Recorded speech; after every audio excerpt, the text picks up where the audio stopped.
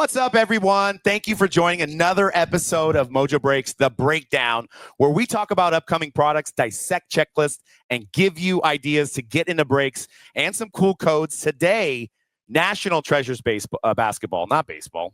It'd be fun if they both came out at the same time. But National Treasures Basketball is coming out this Friday, $24.25, and is retailing about $3,000 per box. So you're looking at about $12,000 a case. So this is the perfect product for a group break. Buying spots, buying teams, buying your players. So we're going to break that down today on today's show. We're also doing a free break of Noir. So you got to watch the Hype episode 400. We did our celebration on the Hype 400, and we got a free break for you guys. Noir basketball. So watch that video for details on that. So we're also excited to bring Joe from Phoenix Sports Cards on the show as well. And he's going to talk about some NT NBA, and we're going to talk about some repacks, the state of the industry on repacks, our thoughts on group breakers, repacks, and more today on The Breakdown. So without further ado, we're going to bring in the Baron Davis of the sports card industry, Joe from Phoenix Sports Cards. I love it. What's up, Joe? What's happening? I'm letting the hair. I'm just letting it go today. I went back to the sweatband. It is a necessity, not an accessory out here in the desert. Thank you guys for having me. Congratulations on 15 years and 400 episodes, guys. Well deserved. Thank you. Appreciate it. And I don't think I've seen anybody that could wear a headband like you. That's why you're the Baron Davis of the sports card hobby. And I mean, Mount Rushmore of headband wearers has got to be Baron Davis, right? Jermaine O'Neal. Jermaine O'Neal. Man, I just had another one. Chris Gatling. Mike Bibby. I'm going way back. Rasheed Wallace. Who do you got in your Mount Rushmore, Joe? I would definitely say like a Ben Wallace. Okay. Ben Wallace is good too. Yeah, it might be Baron Davis and Ben Wallace for me. I don't know. Didn't even think about that. I think with you, Baron Davis, because you're, actually at that point you were not a Warriors fan. You were a Magic fan. Remember? I could just spread my love around for NBA teams. That's just why I love the sport, and I watch the sport. And we're talking about NT basketball, Joe. Oh, NT basketball. NT basketball 24-25. What do you think? There's already, distributors not giving me pricing on that. There's already other breakers saying, can you spare some? What do you think about the hype of this 24-25 NT NBA?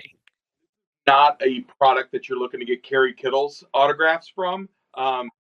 Definitely the checklist for the rookies, right?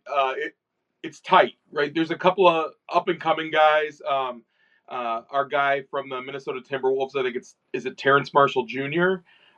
He's someone to look for, definitely. You have Dalton Knecht, you have Reed Shepard.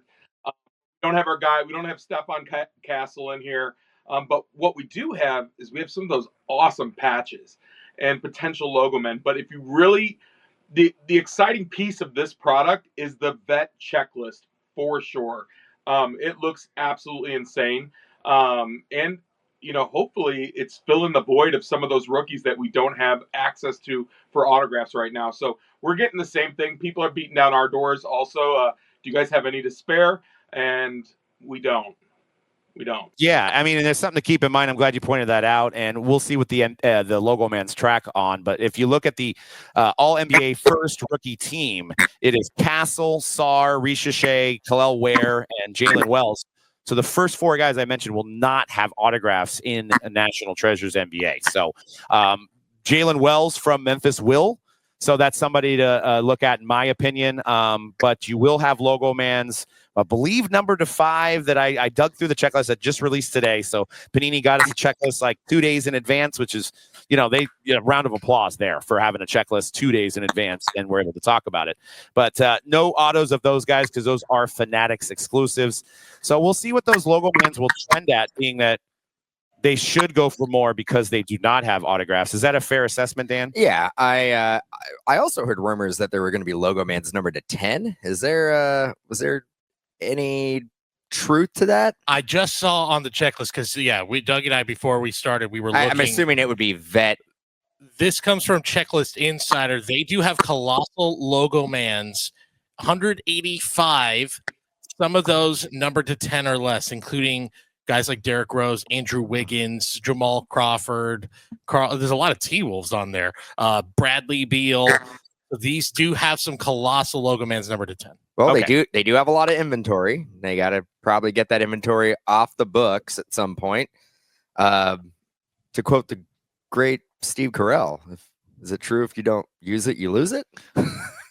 So you got to get those Logomans in the product, right? 100%. And yeah, I mean, they're not going to make a 25, 26 NT as we know, as this show is being recorded right now. So they got to use the inventory. I saw some opulence autos in there from 1920 on the checklist. So that's something to keep in mind. I think there's only like Allen Houston and a couple other guys. I have like 5 checklist windows up. Goran Dragic has a 1920 opulence on the Heats, and so does Allen Houston. They went way back for 1920, huh? Oh, you mean like 2019, 2020? No, 2019-20 opulence. Like you said, Allen Houston must have been holding on to those cards for about 6 years, and he finally turned them in. wow, time, so. wow. If you're still your set for Allen Houston from that year, this is definitely the product to jump in. It's a big set filler product, but Dan, I know you quoted Steve Carell. I wanted to go with Wilson Phillips. Hold on for one more day. Also very good. It's one of Doug's karaoke songs. Did you know that? A good one. Fantastic, by the way. Like having more Logoman, like I get that's fun for everyone to get in, but come on, like I mean, Logoman is something special. It doesn't matter if you're cracking a box yourself or if you're in a break.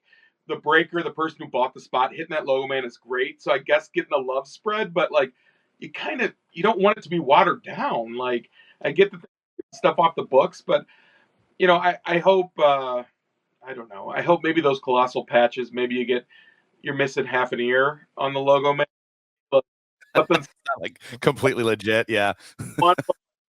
It's exciting to get if you have the opportunity to get one, especially for some of the bets. But when I'm hearing number to 10 Logoman, like, come on, what are we doing?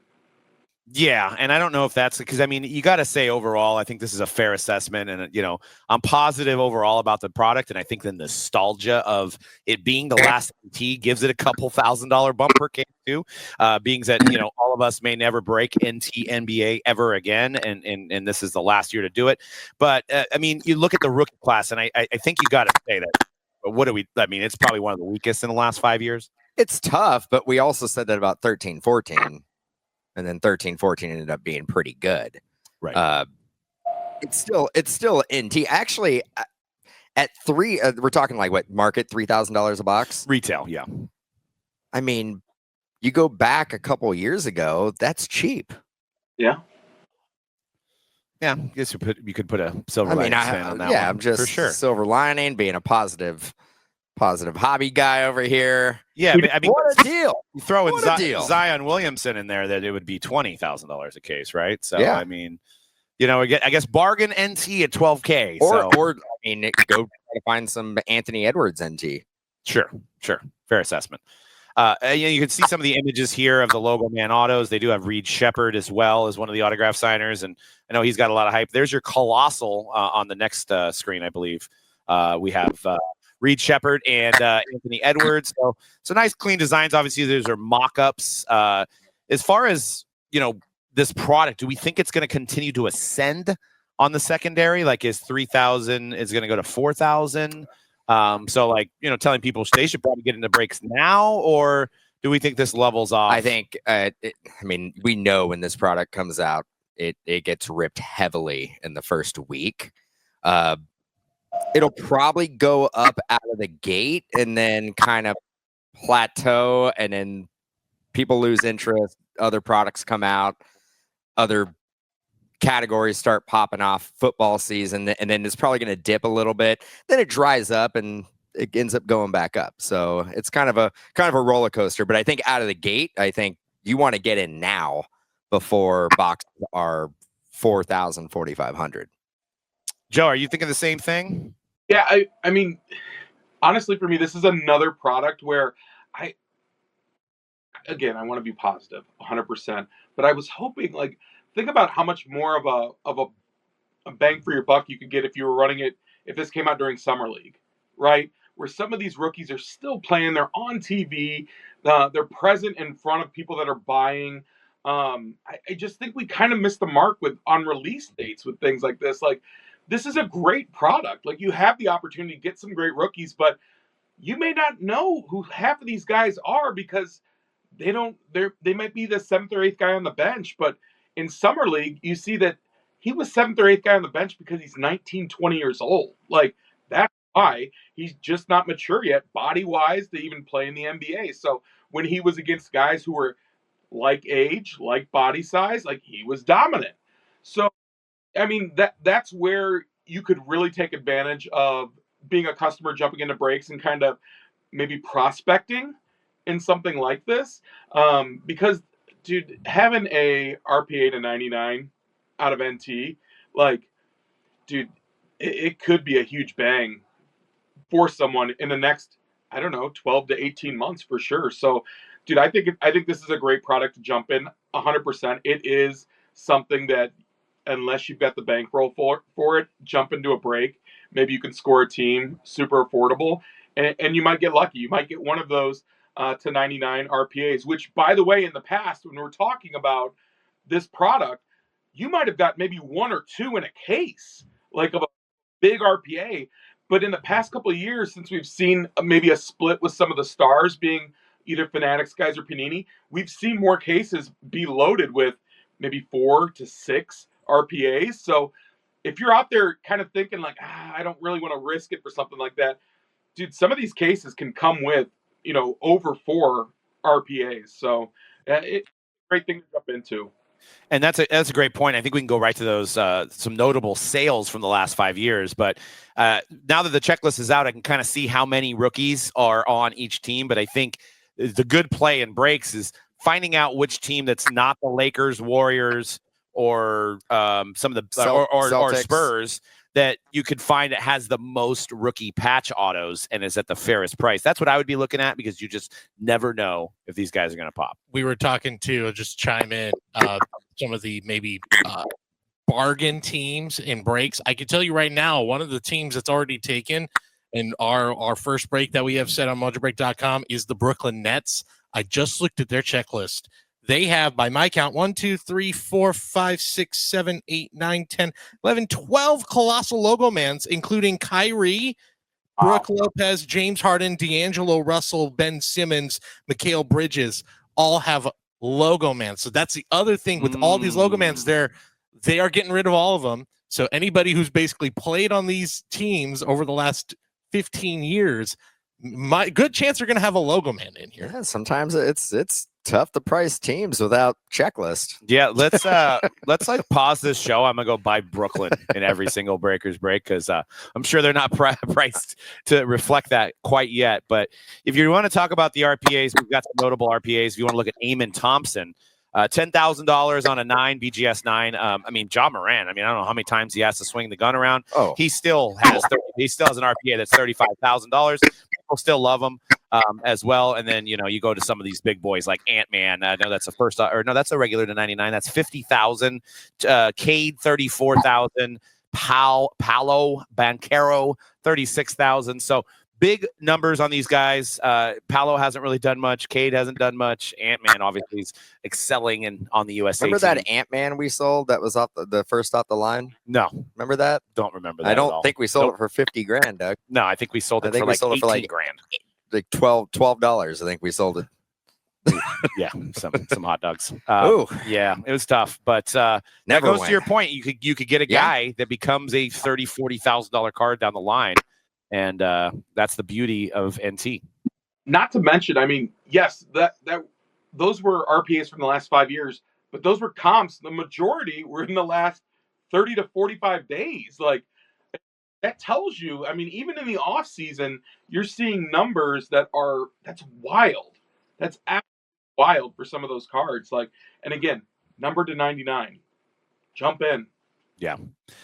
And you're seeing huge sales. You're seeing, supposed investors jumping in and buying $100,000 cards. So, I mean, this is kind of that product that fills that void too, for those kind of guys that want to buy something like this.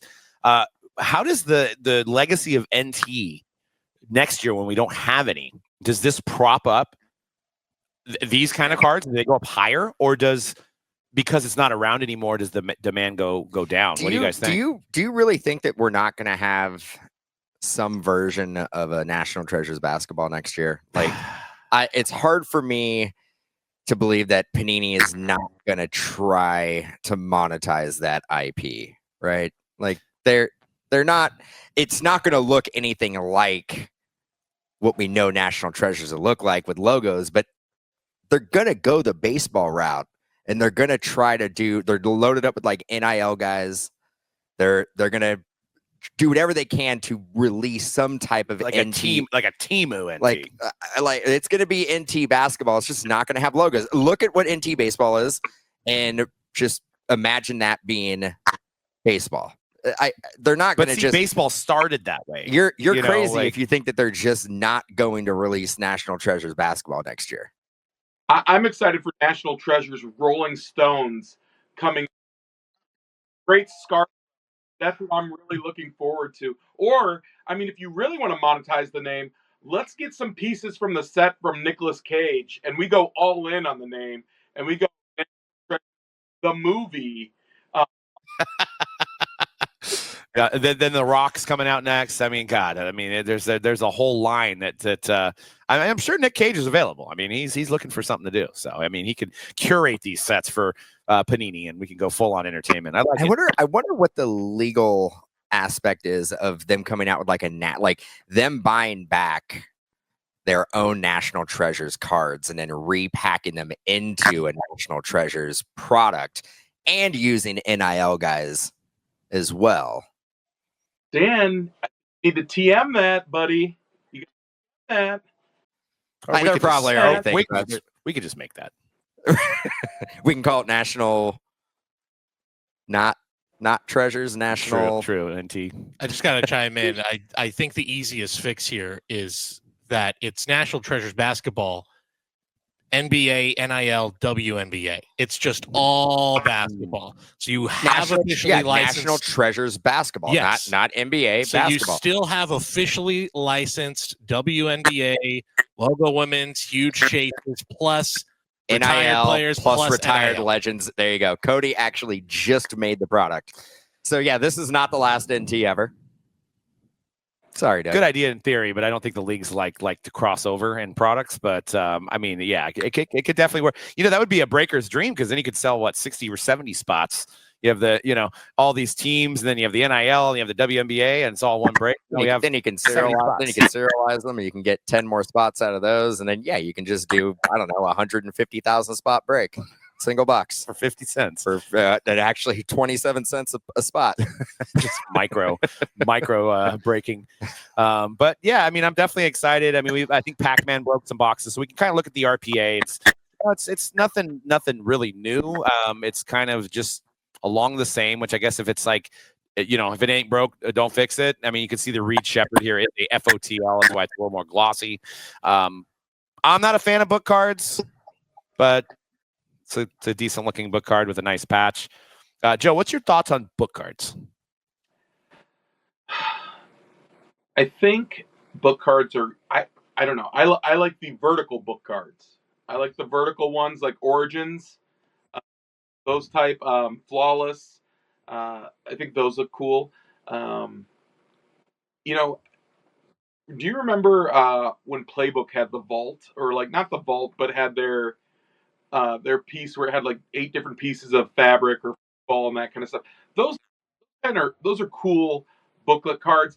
I don't care for the booklets in National Treasures unless it is like that vault where it has all those pieces. Like if it's like a quad, like 4 folds, I guess that would be a good book card that I would like. But the double book, I mean, we have it in other products. Like you kind of want it to be something that elevates or escalates the product like to another level.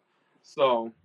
Yeah, I mean, we talked about this, I think, last week, but I think I want them to be more rare. Like it's like one every 40 or 50 cases rather than one every case. So it's like something super special. And honestly, for me, I can't display a book card really well. I can't put it in my shoebox. I can't put, it's just one of those things is not like the other type thing. It just doesn't work for my collection, but some people like it. I feel we've overdone it with the book cards at this point. I think I put them in the same category as like printing plates. Like printing plates, 15 years ago, you're like, this is amazing. This is the actual plate they use to make all the cards. This is awesome. And then you put them in every single product. They're not as unique anymore. The story isn't as cool anymore. And I think books have gone kind of the same way. I think we just overdone the books. And I think now, for me to get excited about a book, it needs to be extremely unique and very, very cool. And you're right. Like, you get a book, and the best way you can display it is by putting it in a snap case. And then when you want to actually look at it, you take the snap case out. Now it's not top loaded. You're getting your fingerprints all over it. I don't know. I think we just need to go back to limiting the books and making books super, super unique. Yeah, and if you look at the just to go over, the Logoman autograph checklist, which is obviously going to be affected by the rookie class and who they have to sign. The names that stand out at me here, there is Steph Curry 101 Logoman auto, so that's going to be huge. SGA has one as well. That would probably be my second biggest name on this list. Michael Redd has one. He might be a close third. Isaiah just Thomas. kidding. And then there's Pascal Siakam, Fred VanVleet, Michael Redd, like I mentioned, OG Anunoby, Ron Harper. Not a huge names on there, but I think Steph Curry and SGA will be huge hits. You guys think those will be 6-figure cards out of this? I don't know. I was having a conversation yesterday. The Curry market is out of control right now. It is. Yeah. So never say never. I don't think it's going to be a 6-figure card, but it'll probably be 50, 60,000 maybe. I would want to know, I think what's really important is it live? Yeah. Right. Like, I don't know. I find it really hard when you have these massive hits and it spans across all different products, but the excitement of pulling something big. I know Topps and Fanatics, they do a great job with having those redemptions kind of resemble a little bit. So if Panini doesn't just have a blank white card with a scratch off, maybe that would be exciting too. But I think that's so much of it is pulling the card, like having the art of the card and being able to have that excitement and enjoy that. Because not everyone slow rolls it. Sometimes a redemption gets stuck to the back of another card. So we're doing this for the moment, right? Like that exciting piece of it, whether you're doing it with a breaker or you're opening on your own, you want that moment. You want that excitement. That's what we want in the hobby. And if these big cards aren't live, and I get it in the comments, rip me apart. I get it. We want a beautiful card delivered to us. We don't want it dinged up in the package. I get it 100%. But we also kind of want that overall experience too. So I hope big cards like that are live, because that would be so exciting just to see how those are pulled. Joe, I'm glad you actually brought that up. Knowing Panini's situation with the license, you hit a big Curry Logoman auto, and it's a redemption. You gotta be concerned. You got to be a little concerned, a little bit more concerned now than you would be hitting that 2 or 3 years ago. Mm-hmm. What's their legal obligation to fulfill that card, and can they Reward points? Woo, Yeah, that's a lot of reward points. 4 trillion reward points. Or you could also just catch a flight to Texas, Dallas, I believe, and start knocking on that door. Yep. You could, and I hope that they do. And I know Steph specifically does. I mean, he's signing for Gary. I mean, V, they'll signing make it for everybody. Hopefully, he values his contract enough to fulfill it with Panini if he hasn't already. But to your point, yeah, nothing's worse than an Instagram reel that has a big hit and it's a redemption. It's we've had those where do we put this video up? It's gonna suck, but it's such a big card. For me, for running social media, I kind of have a rule. I don't post when we're putting up our biggest hits. I don't post redemptions, right? Because they're just not unless it is the biggest card of all time. I'm not going to post redemption on Instagram. It's just not eye catching. Yeah, it's all I do on Instagram. I just look for reels of redemptions. So you're killing my content, man. That's why I can't find them. Nobody's posting them. Dude, that is actually a great real idea. If you're an account that just posts redemption hits, you don't have any regular cards, it's just all the biggest. redemptions across the hobby. I bet that'd be a great content piece right there. So, but Topps had it right when they had the Logoman or the debut patches. Yeah, they had at least like a mock-up of it. So it sufficed, like, you're getting it and who is it, and it shows a picture. It's not just, a dot matrix We've printer. talked about that for about a decade. Yeah. You can go back about 10 years, and we were talking about, like, do something with a redemption. Like, show off, like, a mock-up of the card of what it's potentially going to look like. Mm-hmm. Just not either a blue card with a keyboard in the background. Yeah. Or Panini, where it's just a white sticker on a dummy card. I think, from the manufacturer's perspective, they're waiting as long as possible to see if they do get those in. I get the logistics. So it's hard to plan for. I think with the debut patches, they just did it ahead of time, regardless if they had the card or not. They knew it.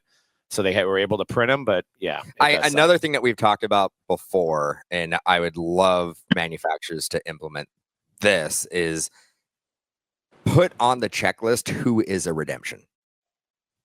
Just be transparent about it and be like, okay, so-and-so is a redemption. So then you can go back and at least know if you're looking at that product 2, 3, 4 years down the road, like, who was a redemption. Yeah, perfect example of that is I see guys still ripping to this day 2020 National Treasures football, and they're selling the Bengals. Joe Burrow's a redemption. Pretty sure it's expired by now. You probably have a 10% chance of getting that card, but they sell the Bengals like you can get a Joe Burrow RPA, and most of the time they're not hitting even the redemption. But say they do, that sucks. You pay $5-6 grand for the Bengals, you get a redemption, you can't even get your card. You actually get a hit of what you want, and you can't even get it. So that sucks. What do you think, Joe? I mean, if we do this, then we can't have our mystery redemptions anymore. We also, in Select, when we're trying to find out, I mean, what about the debacle this past year about wide receiver 1, 2, 3? Like, what is Hunter? What was he? I mean, because right now he's scheduled as a backup DB, and he truly was the wide receiver 1 taken off the board. Like, he's starting on offense. So, I mean, I get that Panini was in a pickle with that 100%, but, like, come on. You guys knew he was a two-way player. Like, you knew what the potential would be. Regardless if he went 50-50, he was still a guy who was playing receiver. He should be the wide receiver 1 in that product, right? Is he for the XRC? Is he not wide receiver 1 and DB 1? Couldn't tell you. I actually thought he was. I thought he was both. Yeah. See, we run shops and we don't even. Yeah, know. There's definitely a disconnect there. There's a disconnect, big time. And if you're thrilled about that, because what if you're doing a position break too? Like, what if there was a break where the XRC like goes to whoever had that position? Like, I mean, what do you do? Yeah. Stuff. Yeah, there definitely needs to be some communication. That's a great idea for a break. Yeah, position break. A position break. Then we go to hair color. You just buy the quarterback spot. You get all the quarterbacks. You buy the running backs. You get all the running back. I love that. It's a good idea, man.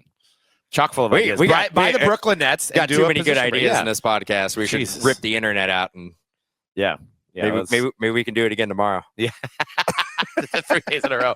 Well, we're going to end it off with our repack segment. We want to talk about the state of repacks amongst breakers, maybe a little bit of the digital repacks. We got a new list today of real or fake repack names. You've seen these on Whatnot. You've seen these on Fanatics Live, maybe on Instagram, maybe on TikTok. But these are 3 real names of repacks and 1 fake one. I have not seen this list. And we're gonna see how the group here does. So we got all right. Super Speed Galaxy, Heaters, the Ultimate Sweat, and Amethyst. I love what is the Ultimate Sweat? That was me at Orange Theory this morning. The Ultimate Sweat. Super Seed Galaxy, I believe, is not a real one. But the other ones I'm almost positive are real. Yeah, I'm Super Galaxy. I'm going with Amethyst. All right. The answer. Heaters is the fake one. What? Heaters is not real. As far as I could tell. No, that's filth. Is it filth bomb? Yeah. Well, look at that. I made up a fake one and it turned out to be real. Oh, Unbelievable. That's 100% real. Look, I came up with 8 yesterday. I Wait, came are you up- telling me Super Speed Galaxy well, is then a they're real? all real. I tricked you. I didn't mean to trick you guys. I swear. Oh my gosh. No, the other ones are real. The Ultimate Sweat, Amethyst, Super Speed Galaxy. I should have put more like smoking heaters or something. And heaters is yeah. Well, Oh well. there you go. No, well, check this out. If you run at a Super Speed Galaxy, you got the heaters, which creates The ultimate sweat. There you go. You know what I mean? So we actually that's all combined. And then yeah. Okay. So we got All right, 4 more. I hope I didn't accidentally come up with a real one here. You've got Thunder and Lightning, Flamethrowers Blaze, Crazy Cards with that's a K for crazy and K for cards. That is. And Juiced. Wasn't that a book written about Yeah, that was the infamous book of the Jose Canseco and called out half. There's got to be a product named Juiced. Crazy cards. Crazy cards can't be real. I'm going with Thunder and Lightning. I'm gonna say Flamethrowers Blaze because I think it's just Flamethrowers. I think is the name of that one. So what's You the might- answer, you Cody? might be right. So there is a Flamethrowers. Blaze, I believe, is one of the variations you can get. So but So Thunder and Lightning. Again, unless it's out there. But Thunder and Lightning does not exist. Crazy Cards, I thought that would be the one that it's because it seems so simple with the 2Ks, like, all right, really, Crazy Cards. That's a real product. That is real. Crazy Cards, is real. Well, So, it's a good I- thing you that know, they didn't. so is I yours, love apparently. the fact that there's no doubt that this hobby is oozing with creativity. You know, it's a good thing they didn't throw like crazy killer cards in there, and they had 3 of the same letters. So I don't know if they had that in the the talk, and they just cut it down to the 2 there, so that there was just crazy cards. So, but there has been some funny ones that have been politically incorrect names that they probably didn't realize. So, but yeah, repack names. Do you want to come up with one, Dan? Wasn't there Swamp Ass yesterday we were talking about? Swamp King. Swamp King. Swamp Sorry. King. Yeah, kids show. Sorry. Yeah. I think you emo band name from like 2000 to 2005, and you could make that band name into a repack too. Like, there's a lot. Like, I mean, Taking Back Sunday could be like breaks only. That's a great one. Taking Back, what would it be called? This is my wheelhouse. The red jumpsuit apparatus. Oh, there you go. I was the emo kid in high school, so yeah. My no. Chemical Romance. Sure. Oh, I go even more obscure. Yeah. Anyway, I'd have to go in. That's a fun Wikipedia deep dive. Is emo bands that you forgot about. It's very fun. Yeah, it was a good genre. And then you could just put the spin on like this is just gonna suck. Like this is the worst repack ever. It's all black and then people are prepared to skunk. Like you've already set the expectations. I think didn't you have a bit that you were an emo breaker? That was yes. We did do yes, that, we yes. did do that. There We was did a do bit there was an emo breaker that was very, very sad, melancholy. melancholy. Yeah. Were you emo back in the day, Joe? 100%. Yeah. 100. I had a buddy who actually was a big Alkaline Trio fan. Okay. He got the heart tattooed on here.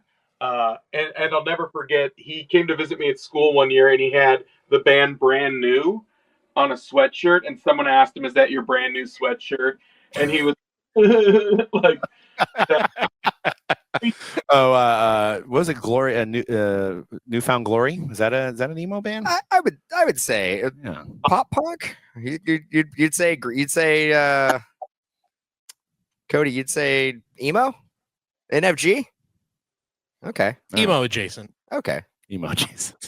Yeah, I think I'm slightly a little bit past the emo days. Like I listened to some of it, but I wasn't full blown emo, So, which sounds like a medical disorder there. But Full-blown emo. Full-blown emo. But yeah, so I mean, we've got a lot of repacks out there. The point of this, we had a little bit of fun at the beginning of the segment, but the whole point of it was there's a lot of repacks out there, and I think the there's a couple things going on. I think the industry is doing well because of repacks, because I think singles are selling for higher than they normally would because they are being bought by repacks. But also, I think the point is that maybe some people feel like they're not getting value out of boxes too, like buying boxes of Finest at 500 that just came out this week, or buying a National Treasures box, even though there is those big ticket items in there. Some people are feeling more safer getting into some repacks. Is that a kind of a fair assessment? Sure. I think there's definitely value to that statement for sure. I do want to bring up something that I came across on TikTok. If we're all familiar with the eBay Authentics, if you purchase a card on eBay, it goes to their authenticator. They package it up. It is a minimum of $250. And what you're seeing on TikTok are actual breaks of eBay authenticated purchases. I was actually watching one last night where you just basically buy the team or bid up a team or whatever. You open it up and there it is. It's literally the same exact packaging. It actually has the FedEx or UPS label still on it. Just open it up, being like, "There's your card." How do we FedEx flamethrowers? FedEx flamethrowers. I was sitting there thinking about it, and I'm like, there's a little lack of transparency here, because you could have multiple eBay accounts. You could be literally buying these cards from yourself. Only thing you're doing is paying the eBay final value fees. You're creating a fake comp for a card that you could potentially be into for $25. Now you paid $250 for it, but that $250 actually went to you. But now the comp on that card is $250 minimum, right? Because it went to eBay Authenticated or eBay Authentics. So do you see value in that? Do you think it's just a new way for repackers to work smarter, not harder? What do you think, Joe? I think it establishes the floor, I guess, right? It does establish the floor, but it very well could be a falsified floor as well. So if that's the route, like the actual example that Dan gave, right? So if that is the route that someone may be taking, the scary part is I've been on both sides of it when eBay Authentics has reached out to me as a buyer and a seller to say, hey, the card that you're going to receive, the buyer did not put in the actual notes that there's damage, there's surface damage. They don't want to accept it on either side. So if this person's playing both sides, you're getting a card that you potentially, if you're buying raw, right, not graded, but if you're buying something raw and it's over that, you're getting something that you're thinking potentially you could grade, right? And now that's thrown out the window because this has now gone through eBay Authentics and this person's controlled it. So that's a fear, right? But the other group that I think is benefiting from the repacks that we don't talk about enough are the grading companies. There are so many cards that they're boomer bust cards. They might be $10 to $20, but when you 10 them, that gets them into 3 digits. Like that. That's driving a lot of this market too. Is not so much the huge hits in these repacks, but the hits that keep the repack going and keep people buying, kind of that mid-level that keeps them safe to their money. I would say 15 to 20% on either side of what they're paying for it. That's what's keeping that going. And it really takes a lot of graded cards and in some cases really cheap stuff to kind of keep that business moving. So, honestly, it's great for customers if you get an opportunity to get into a repack. But like you guys have shared before, you just want to know what's on the checklist. What can I, where are the pitfalls, but what's the opportunity? Because, I know it's not gambling, but it's a lottery ticket, right? When you buy one of these, when you buy into this stuff. So. Yeah, I think we're at the stage of repacks that it's like you're walking down the street in Vegas and there's a guy that's like he's got the ball in a cup and He's like, here, give me $100 if I see if you can pick which cup the ball is in, and you might have a hole underneath the table, and it gets moved, and you don't see it, and you lose. And I feel like, and I'm not saying that all repackers are doing that, but there's just no kind of regulations by these conglomerates that house these guys, whether it be Whatnot, specifically Whatnot has a lot less restrictions than Fanatics Live. But you just don't know. I mean, these guys could just start, and they don't have a website, they don't have a storefront. People that are invested like us on this show, we're not going to risk any tomfoolery, not only because I wouldn't be able to sleep at night, but for the legacy that we've all built, we're not going to do anything like that. But a guy that just starts yesterday that can make $50,000 in a night, he might be willing to walk away and screw some people over. And I think that's without restrictions, without any of these companies stepping in and putting these kind of necessary, make the customer feel good steps, that there could be some bad actors in this. And I think as it gets bigger and bigger and bigger, and it's more accessible and technology's there's got to be something put into place. Yeah, like standardized regulations of some sort, that just guidelines that everybody, if you're going to make a repack, there's 5 different things that you need to make sure you follow. You can put your own spin on it and do whatever is going to make sense for your customer base, but let's at least have a couple regulations that everybody has to follow. But getting to Joe's point, I mean, the repacks, what they do for the whole industry ecosystem, as far as grading and people setting up at shows and shops that are selling singles and buying singles, it's not going anywhere. No. It is probably every segment of our industry.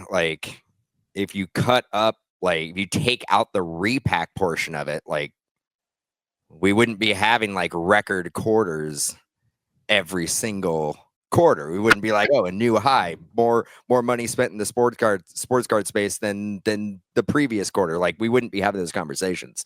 It is being kind of spearheaded by the repacks. And I know we talked off air, Joe, you mentioned that you have people coming into your shop with these, slabs that they've gotten in these repacks, and they're, bringing it back into your shop, and they're turning it into either new wax or a new card. Is that kind of what you're seeing? Yeah, absolutely. So, and the examples I can give are from some of the more digital ones where they've actually taken them out of their vaults and brought them in. So they may have seen a buyback option on those repacks, and then they come in with an expectation, but that isn't really what the card's going for in some cases. And so there is a point where we'd love to help with getting them to reinvest that money into the shop and maybe something else that they'd like to get, but it's also educating them too. So just because on some of these different platforms they give you a number, it does not mean that's what it goes for. And with comps too, I mean, you guys all know that changes daily. We live in a world where we have dynamic pricing in everything we do. McDonald's in my zip code, I guarantee you, is a different price for a Big Mac and fries than what it is in your zip code. It's just the way life is. So even, when it comes to sports, Jacob Wilson was doing really well until he fractured his wrist. It's doing phenomenal, and they'll still do great, but they're not going to do as well as him projecting to be a rookie of the year with his teammate, Nick Kurtz. And we have to be aware of that. So just because you see a number one place or another, I mean, do your homework a little bit too, guys, when you're looking at comps, and have an understanding when you're going into a brick and mortar. It's a little bit different because there's a little bit more overhead. But it is great because it allows someone to then also experience your shop. Maybe they're more of a online person, and if they have the ability to get out and understand pricing and become a member of the culture of an LCS too, because I mean you guys are hybrid, right? I mean, you guys have a huge following online, but then you guys also have a brick and mortar that you also have a community that comes in there that might not necessarily be as prevalent on your online platform, but they are well known within your community. So introducing people to those two different groups are absolutely awesome for the hobby. Definitely. And your shop is in Phoenix. Where can people find the shop when they're down there for spring training or vacationing, or where can they find your shop? Yeah, we are on 59th and Thunderbird in Phoenix, Arizona. Phoenix Sports Cards. Dude, we are open Tuesday through Sunday. Come and check us out. We've always got the TVs running. I know we talked before. We definitely see an uptick of people in the shop when games are on TV. So come and enjoy a game, be a part of the community, and appreciate you guys for having me on. Also, check me out with you guys on Cut the Nonsense on the Sports Cards Nonsense Network. Absolutely. I think you guys are filming a show tonight, so I'll be tuning into that when that one drops. And yeah, dude, this was awesome. Thanks for jumping back on. I know we had a private podcast yesterday for just our ears, which was great. And I think this one was even better. So check out Joe and check out Cut the Nonsense here on the Sports Card Nonsense YouTube network. And thanks again, Joe, for coming on. Take care, Joe.